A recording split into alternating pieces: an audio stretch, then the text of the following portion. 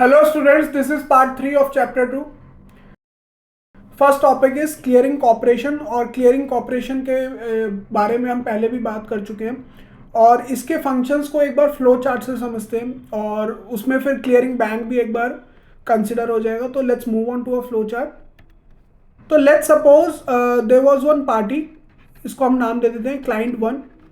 Client one ने क्या करा, बाइज रिलायंस के 100 शेयर किस प्राइस पे, 2500 में, ठीक है।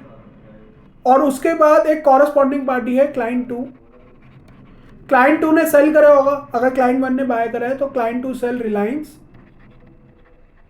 100 shares at the rate of 2500। अब मैंने जैसे कि आप लोगों को बताया था कि ट्रेडिंग बिना ब्रोकर के नहीं हो सकती, तो क्लाइंट वन का लेट्स सपोज ब्रोकर था broker one.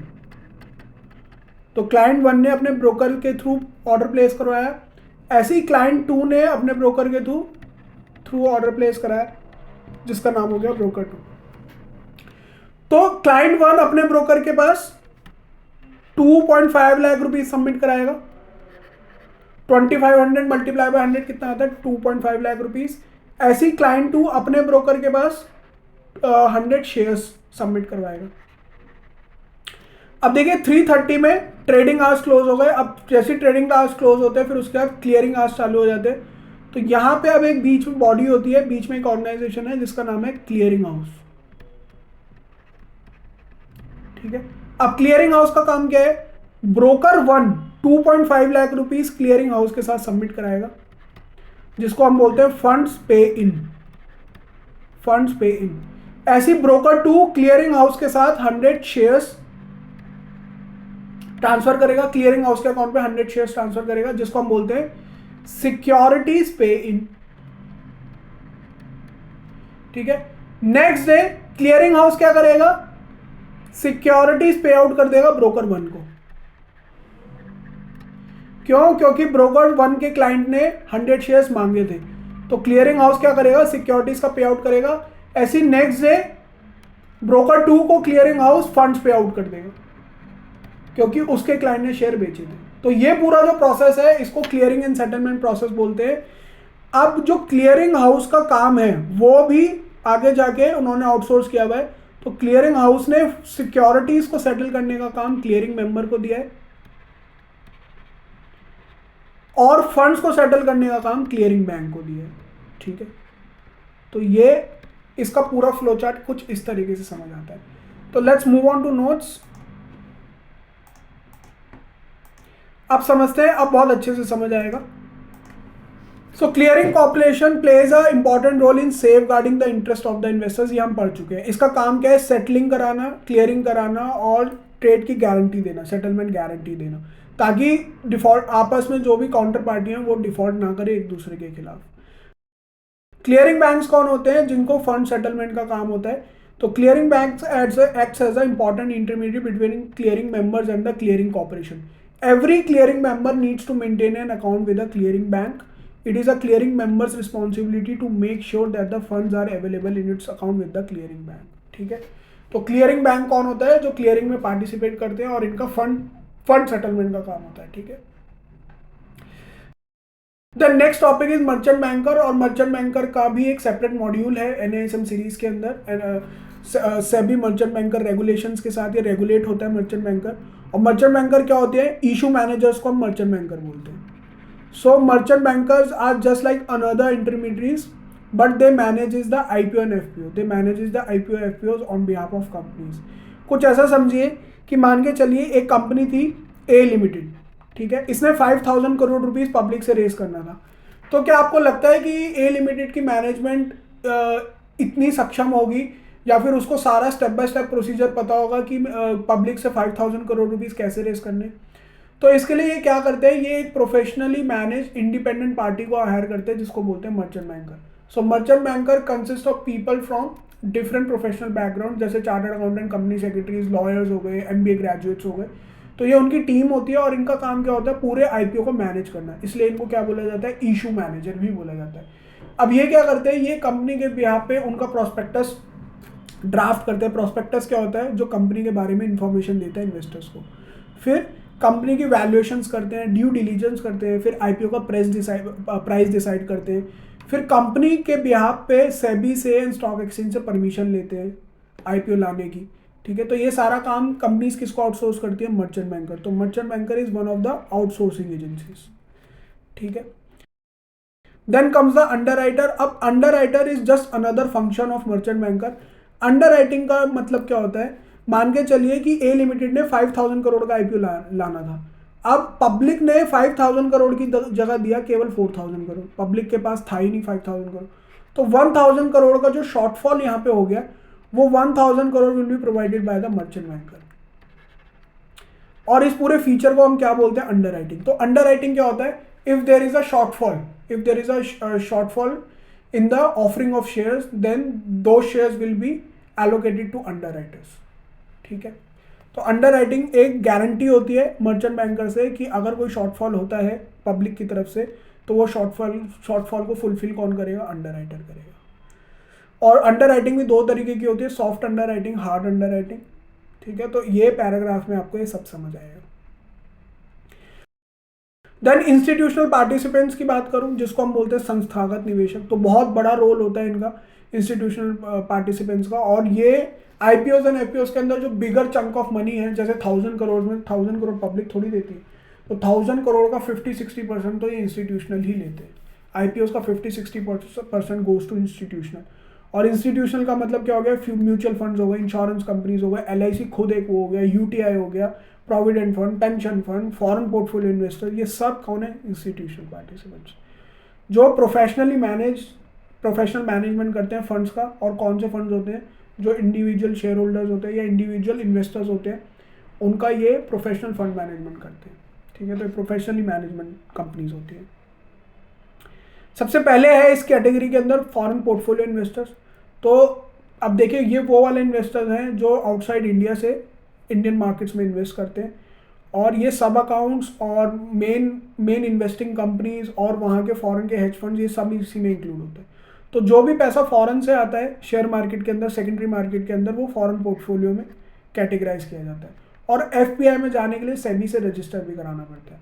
A foreign portfolio investor is an entity established or incorporated outside India that proposes to make investment in India. These international investors must register with the regulator। मैंने आपको बोला था सेबी के साथ इनको register कराना पड़ता है। तो जो भी स्टॉक एक्सचेंज में पैसा आता है, स्टॉक एक्सचेंज मैकेनिज्म के थ्रू, वो सब एफपीआई में काउंट होते हैं। Then participatory notes. अब पार्टिसिपेटरी नोट्स क्या है? जैसे मान के चलिए इंडिया के अंदर म्यूचुअल फंड है। अब म्यूचुअल फंड क्या है कि इंडिविजुअल इन्वेस्टर्स को यूनिट्स अलॉट करके उनसे पैसा रेज कर लेते हैं। अब फॉरेन पोर्टफोलियो इन्वेस्टर क्या करते हैं? फॉरेन पोर्टफोलियो पार्टिसिपेटरी, उन यूनिट्स को पार्टिसिपेटरी नोट्स बोलते हैं फॉरेन पोर्टफोलियो केस में। तो ये पार्टिसिपेटरी नोट्स फॉरेन क्लाइंट्स के होते हैं, और ये फॉरेन क्लाइंट्स उनको पैसा दे देती हैं, और फिर ये एफपीआईज जो होते हैं वो मैनेज करते हैं फंड इन क्लाइंट्स के बिहाफ। तो पार्टिसिपेटरी नोट्स, जिसको पी नोट्स भी बोला जाता है, are instrument issued by the SEBI registered foreign portfolio investor to overseas investors, है ना। तो ये अपने फॉरेन पोर्टफोलियो इन्वेस्टर अपने क्लाइंट्स को म्यूचुअल फंड यूनिट्स की जगह क्या इशू करते हैं? पार्टिसिपेटरी नोट्स इशू कर देते हैं। ठीक है, म्यूचुअल फंड हमने ऑलरेडी डिस्कस कर लिया है। ये पूल ऑफ मनी होता है and professionally manage pool of money का है, और ये क्लाइंट्स के बिहाफ पे डिफरेंट एसेट क्लासेस में पैसा लगाते हैं। जो भी एसेट क्लास इनके ऑब्जेक्ट क्लॉज में मेंशन होता है, उस एसेट क्लास के अंदर ही पैसा लगाते हैं। तो mutual fund is known to everyone. Insurance companies आपको पता है, ये आपको क्या करती है? सेफ गार्ड करती है, safe guard against the unfortunate event. अगर वो हेल्थ इंश्योरेंस है तो हेल्थ को सेफ गार्ड करेगा, लाइफ इंश्योरेंस है तो लाइफ को सेफ गार्ड करेगा। तो जो भी लॉसेज होते हैं, वो लॉसेज को रीइंबर्स कौन करती है? इंश्योरेंस कंपनीज करते हैं, उनका ये काम है। ऐसी पेंशन फंड भी सिक्योरिटीज मार्केट में पैसा लगाते हैं। पेंशन फंड का काम क्या है? जब कोई भी 60 ईयर्स के ऊपर रिटायर होता है, तो रिटायरमेंट के बाद उसकी अर्निंग कैपेसिटी जो है वो रिड्यूस हो जाती है, तो they are not able to earn that much which they were actually earning. तो उस केस में क्या होता है? पेंशन फंड्स उनका कुछ पैसा वाइल देवर इन एम्प्लॉयमेंट, कुछ पैसा मार्केट में डिप्लॉय कर देते हैं, और जब वो रिटायर हो जाते हैं फिर उनको एक लमसम अमाउंट मिलता है, पेंशन मिलती है। या तो आप लमसम ले सकते हो या फिर पेंशन की फॉर्म में ले सकते हो। देन वेंचर कैपिटल फंड्स, हमको पता है जब स्टार्टअप कंपनीज की बात आती है तो वेंचर कैपिटल फंड का बहुत बड़ा रोल होता है। और वेंचर कैपिटल कौन सी होती है? लेटर ऑन स्टेजेस वाली होती है। ये लेटर ऑन स्टेजेस वाली इन्वेस्टमेंट कंपनीज होती है, later on stages investment companies. A venture capital fund refers to a pooled investment vehicle like a mutual fund, but with the mandate to invest money in enterprises that are in early stage of development. ठीक है, तो ये non listed companies में ये पैसा लगाते हैं और जनरली ये भी प्राइवेटली पूल्ड इन्वेस्टमेंट व्हीकल है. प्राइवेटली पूल्ड का मतलब क्या है, इनके भी ना सर्टेन सेट ऑफ क्लाइंट्स होते हैं. ये नहीं है कि ये म्यूचुअल फंड की तरह किसी से भी पैसा उठा लेते हैं. ये प्राइवेटली पूल करते हैं मनी को, एसेट्स को, और फिर उस एसेट्स को वो मैनेज करते हैं. और ये later on stages investment companies होती हैं. जैसे कि कोई भी आइडिया है, फिर आइडिया को उन्होंने डेवलप करा और उसके प्रिलिमिनरी स्टेजेस पे वो बिजनेस बना. फिर बिजनेस जैसे ही ग्रो करता है तो सेकंड और थर्ड राउंड के अंदर फिर वेंचर कैपिटल फंडिंग होती है. उसके अंदर जो फर्स्ट होती है वो होता है एंजल फंड. एंजल फंड जो इनिशियल स्टेजेस पे, बिजनेस के बिल्कुल इनिशियल स्टेजेस पे पैसे लगाते हैं. और फिर उसका प्राइवेट इक्विटी और वेंचर कैपिटल फंड. तो एज द बिजनेस ग्रोस ये वेंचर कैपिटल फंड्स का उस तरीके से इनका रोल रहता है. देन प्राइवेट इक्विटी फर्म्स भी इसी वेंचर कैपिटल फर्म्स की तरह ही होती हैं. तो वो भी क्या है, अर्ली स्टेजेस में जब कंपनी या बिजनेस कोई अर्ली स्टेजेस पे होता है, उनके एक्सपेंशन के लिए उनकी इक्विटी बाय करती है या फिर उनको बाय आउट कर देती है. ठीक है. So private equity is a term used to define funding available to companies in the initial stages of growth, expansion and buyouts. Investee companies मतलब जिसमें वो पैसा लगा रही है, मे बी प्राइवेटली हेल्ड और publicly traded. The term private equity includes venture capital funds. ठीक है, तो वेंचर कैपिटल ऑलरेडी आ गया. देन हैज फंड्स क्या होते हैं, हैज फंड्स भी इसी तरीके के होते हैं. ये भी privately manage asset management companies होती हैं. तो ये भी सर्टेन सेट ऑफ, ये कह लीजिए इनके जो क्लाइंट्स होते हैं एचएनआईज होते हैं. ये एचएनआईज होते हैं और एचएनआईज मिलके एक मैनेजर अपॉइंट कर लेते हैं. उसको बोलते हैं एसेट मैनेजर. और फिर वो एसेट मैनेजर उनके बिहाफ पे फंड को मैनेज करता है. उसको पूरे सिस्टम को क्या बोला जाता है, हेज फंड बोला जाता है. और ये हाईली लीवरेज्ड प्रोडक्ट्स के अंदर पैसा लगाते हैं. A hedge fund is an investment vehicle that pools capital from several investors and invests that across the asset, across the products and geographies. India के अंदर hedge fund का कंसेप्ट अभी नहीं है. Alternative investment fund का है, hedge fund का नहीं है. These fund managers generally have a very wide mandate to generate a return on the invested capital. और किसी भी इनका मेन मकसद ये होता है किसी भी तरीके से बस अपने इन्वेस्टर्स को पैसा बना के देना. कोई भी एसेट क्लास हो सकती है. लेकिन प्राइवेट इक्विटी फर्म और वेंचर कैपिटल फर्म में आपको क्या दिखेगा, जनरली इक्विटीज इन्वेस्टमेंट दिखेगा. ये इक्विटी में ज़्यादा पैसा लगाते हैं और हेज फंड की कोई लिमिट नहीं है. ठीक है. अब जैसे कि मैंने अभी पिछले इसमें हेज फंड में एआईएफ का यूज़ करा था, तो अब एआईएफ भी आ गया. तो एआईएफ की 3 कैटेगरीज होती है, कैटेगरी 1, कैटेगरी 2 एंड कैटेगरी 3. तो एआईएफ भी क्या होता है, ये भी प्राइवेटली पूल्ड होते हैं. प्राइवेटली पूल्ड इन्वेस्टमेंट स्कीम्स होती हैं that invest in various asset classes such as real estate, private companies, commodities या other alternate investment assets. तो यहाँ पे क्या है, इन्वेस्टमेंट और एआईएफ जो होता है पहले वो एक स्कीम ड्राफ्ट करता है, फिर उस स्कीम के थ्रू इन्वेस्टर से पैसे जुटाता है. और उस स्कीम के अंदर जरूरी नहीं है कि ये लिखा होगा इक्विटी मार्केट में पैसा लगाना है, ये भी कहीं में भी पैसा लगा देते हैं. और इनका मेन मकसद क्या है, अपने इन्वेस्टर्स के लिए पैसा जनरेट करना. इनको लाइसेंस लेना पड़ता है to work as a AIF from SEBI से. तो सेबी ने इसको तीन पार्ट में कैटेगराइज किया है. कैटेगरी 1 कौन सी है, those refers to AIF that invest in startup. तो कैटेगरी 1 वाले कौन से, startup and early stage ventures में जो पैसा लगाते हैं. ठीक है, वो हो गए AIF, sorry category 1 AIF. Category 3 AIF कौन सा हो गया, these refer to those that use complex investment strategies including the use of leverage and derivatives. Hedge funds, PIPE funds etc. are registered as category 3 AIF. ठीक है, तो India के अंदर category 3 AIF बोला जाता है, हेज फंड नहीं बोला जाएगा. और ये जो है ये इंडियन इक्विटी मार्केट के अंदर डेरिवेटिव में भी ट्रेडिंग कर सकते हैं और किसी भी तरीके से कहीं पे भी इन्वेस्टमेंट कर सकते हैं. लेकिन कैटेगरी 1 का क्या है, केवल स्टार्टअप में करेगा, अर्ली स्टेज वेंचर में करेगा, सोशल वेंचर या एसएमईज इंफ्रास्ट्रक्चर और अदर सेक्टर और एरियाज विच द गवर्नमेंट और रेगुलेटर कंसिडर एज सोशली और इकोनॉमिक. अब कैटेगरी 2 क्या है, वो एआईएफ जो कैटेगरी 1 और 3 में फॉल नहीं करते, वो कैटेगरी 2 में करते हैं. और ये leverage and that do not undertake leverage or borrowing other than to meet day to day operation. तो ये क्या है, डेट प्रोडक्ट्स इशू नहीं करते हैं, ये डेट नहीं उठाते अपने इन्वेस्टर्स से. And various types of fund such as real estate fund, private equity fund and fund for distress assets etcetera are registered as category 2 है.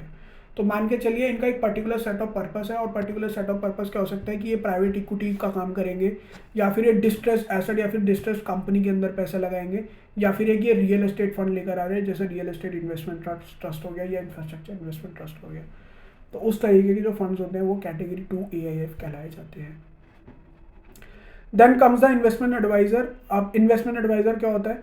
इन्वेस्टमेंट एडवाइजर वो लोग होते हैं जो अपने क्लाइंट्स को एडवाइस करते हैं with regards to particular set of investment, कि उसका करेक्ट वैल्यूएशन कैसा हो सकता है, क्या होना चाहिए, और वेदर उसको ये परचेज करना चाहिए नहीं करना चाहिए, पीरियड ऑफ होल्डिंग क्या होना चाहिए, तो वो कौन करेगा डिसाइड? Investment adviser. आप इन्वेस्टमेंट एडवाइजर की हेल्प से अपनी फाइनेंशियल प्लानिंग करवा सकते हैं, और फाइनेंशियल प्लानिंग में आपको ये पता लगेगा कि आपने अपना जो सरप्लस बचाया है, जो भी आपकी सेविंग्स है, उसको आप एफिशिएंटली कैसे इन्वेस्ट करें। तो ये इन्वेस्टमेंट एडवाइजर का काम होता है। So investment adviser work with the investor to help them decide on asset allocation and make a choice of investment based on the assessment of their needs, time horizon, return expectation and ability to bear the risk. ठीक है। Then comes the employ provident fund. तो employ provident fund क्या होता है? आपको सबको पता होगा, जो भी नौकरी करता है, जो भी जॉब करता है, उनको अपनी सैलरी का, बेसिक सैलरी का सर्टेन परसेंटेज EPF में डिपॉजिट कराना पड़ता है। और वो किस लिए है? कि कल को अगर ये जो भी इन्वेस्टर है ये जब रिटायर होगा तो इसकी रिटायरमेंट पे इसको या तो कोई लमसम मिल जाए, या फिर ये उसका EMI मतलब इंस्टॉलमेंट्स के थ्रू, या फिर लमसम ही वहाँ से विड्रॉ कर सके, ताकि रिटायरमेंट के बाद वो अपनी लाइफ आराम से जी पाए। तो EPF is a scheme that is used to provide retirement benefits in the form of defined benefit schemes to employees of covered organization। और इसमें करना क्या होता है? एवरी एम्प्लॉयर, मतलब जिसने जॉब दिया, आपकी company, is obligated to provide 12% of basic salary as a contribution to the scheme and an equal amount is deducted from the employ salary. तो कितना हो गया? कम से कम 24% हो गया। आपको 24% ऑफ बेसिक सैलरी आपको हर महीने के हिसाब से आपको देनी है। ठीक है। The funds are deposited with the EPFO, which administers and manage the fund। ठीक है। ऐसी नेशनल पेंशन स्कीम भी होती है, और पेंशन स्कीम कौन लेकर आएगा? गवर्नमेंट और गवर्नमेंट रिकग्नाइज अथॉरिटीज, तो वो पेंशन स्कीम लेकर आएंगे। अब अगर हम स्टॉक मार्केट की बात करें, तो स्टॉक मार्केट में ट्रांजैक्शन करनी होती है, ट्रेड और ट्रेडिंग होती है, बाइंग सेलिंग होती है। तो कौन कौन से किस किस तरीके से होती है? एक तो होता है कैश ट्रेड्स, और कैश ट्रेड किसे कहते हैं? इंट्राडे ट्रेडिंग को। इंट्राडे ट्रेडिंग ऑन शेयर्स, इसको बोलते हैं हम कैश ट्रेड। मतलब मान के चलिए कि आपने अभी खरीदा, थोड़े दिन बाद, थोड़ी देर में, मतलब 1 घंटा 2 घंटा, जब भी मार्केट क्लोज होने से पहले स्क्वायर ऑफ कर दिया, उसको सेल कर दिया, तो उसको कैश ट्रेड बोलते हैं। ठीक है। The trades where settlement occurs on the same trading day, है ना। तो ये इंट्राडे ट्रेडिंग के लिए हो गया। टॉम ट्रेड्स मतलब T+1, the trades where settlement occurs on the next day of the day of trading. T+1 whereas one defines the time gap in days between the trade and settlement date। इधर spot trades होते हैं, the trades where settlement occurs on the spot date, which is normally 2 business days after the trade date। Equity market in India offers spot trade। spot trade कौन से होते हैं? T+2 वाले। तो जो मैंने आपको क्लियरिंग का प्रोसेस बताया था वो क्या है? कि मान के चलिए किसी ने मंडे को ट्रेड एग्जीक्यूट करा, तो उसके अकाउंट में जो चेंजेस हैं वो रिफ्लेक्ट कब होंगे? थर्सडे मॉर्निंग को। क्यों? क्योंकि एक दिन तो फंड्स पे इन और सिक्योरिटी पे इन में लग जाएगा, अगला दिन जो है फंड्स पे आउट, सिक्योरिटीज पे आउट में लग जाएगा, तो 3 दिन तो ऐसे ओवर हो गए, और थर्सडे को फिर वो अकाउंट में रिफ्लेक्शन करने लग जाएगा। समझ आई? फॉरवर्ड्स क्या है? अब फॉरवर्ड एक OTC प्रोडक्ट है, और OTC हमने ऑलरेडी डिस्कस किया था। तो OTC प्रोडक्ट क्या है? एक ने खरीदा अक्रॉस द टेबल बैठ के, एक ने बोला कि मैं इस शेयर को खरीदता हूँ क्योंकि मुझे लग रहा है कि मार्केट ऊपर जाएगी, और दूसरे ने बोला मैं इस शेयर को बेचता हूँ क्योंकि मुझे लगता है कि ये ऊपर नहीं जाएगा, ये नीचे गिरेगा, इसलिए मैं अभी बेच रहा हूँ। तो it is a contract between 2 parties which one where one is buyer another one is seller of an underlying asset at a certain future date. और वो एक डे को डिसाइड कर लेते हैं कि आज से 10 दिन के बाद हम इसको सेटल करेंगे, देखते हैं 10 दिन के अंदर ये ऊपर जाएगा या नीचे जाएगा, for a price that is pre decided on the date of the contract. तो मान के चलिए कि एक शेयर का भाव अभी 100 रुपये चल रहा है। ठीक है। मिस्टर ए ने बोला कि ये ऊपर जाएगा, मिस्टर बी ने बोला कि ये नीचे जाएगा, और उन्होंने टाइम ले लिया कि 10 डेज तक देखते हैं इसको, और 10 डेज के बाद इसको सेटल कर लेंगे। अब 10 डेज के बाद अगर ये 101 रुपये गया तो मिस्टर ए जीत गया, अगर ये 99 गया तो मिस्टर बी जीत गया। ठीक है। As simple as that. अब फॉरवर्ड की रिप्लेसमेंट कहाँ हुई? फॉरवर्ड की रिप्लेसमेंट हो गई फ्यूचर से, क्योंकि फ्यूचर जो है स्टॉक एक्सचेंज ओरिएंटेड हो गया। क्यों? क्योंकि फॉरवर्ड ओटीसी प्रोडक्ट था, आमने सामने बैठ के काउंटर पार्टी डिफॉल्ट हो सकता था, किसी की गारंटी नहीं थी। अगर मिस्टर ए ने पैसे देने से मना कर दिया तो मिस्टर बी एनफोर्स नहीं कर सकता। लेकिन फ्यूचर के केस में स्टॉक एक्सचेंज की गारंटी हो गई। यहाँ पे डील और फीचर सेम ही है, लेकिन यहाँ पे क्या है, ये पूरा प्रोसेस जो है ये एक्सचेंज पे होगा, एक्सचेंज पे किया जाएगा। अब यहाँ भी बायर और सेलर है। एक मार्केट बायर जो है मार्केट पे बुलिश है, सेलर जो है मार्केट पे बियरिश है। दोनों को इनिशियल मार्जिन डिपॉजिट करानी पड़ेगी एक्सचेंज पे। अनलाइक फॉरवर्ड के अंदर कोई इनिशियल मार्जिन नहीं देनी होती, कोई परफॉर्मेंस गारंटी नहीं है। लेकिन फ्यूचर के अंदर दोनों पार्टीज को इनिशियल मार्जिन देनी पड़ेगी, और जैसे ही एक्सपायरी डेट आएगी उस सेटलमेंट के हिसाब से इनिशियल मार्जिन उनके एडजस्ट हो जाएगी। ठीक है, तो a future contract is similar to forward except that the deal is made through an organised and regulated stock exchange rather than being negotiated directly between the two parties. एक बार forward की definition पढ़ लेते हैं। It is a contract between two parties to buy or sell an underlying asset at a certain future. ठीक है, तो बस ये आमने सामने बैठ के होता है, और फ्यूचर क्या है, स्टॉक एक्सचेंज के थ्रू होता है। बस दोनों में ये फर्क है। ठीक है, so that's it from this video. We'll cover rest of the topics in next video. That's it for today's class. We'll discuss the new topic in next video.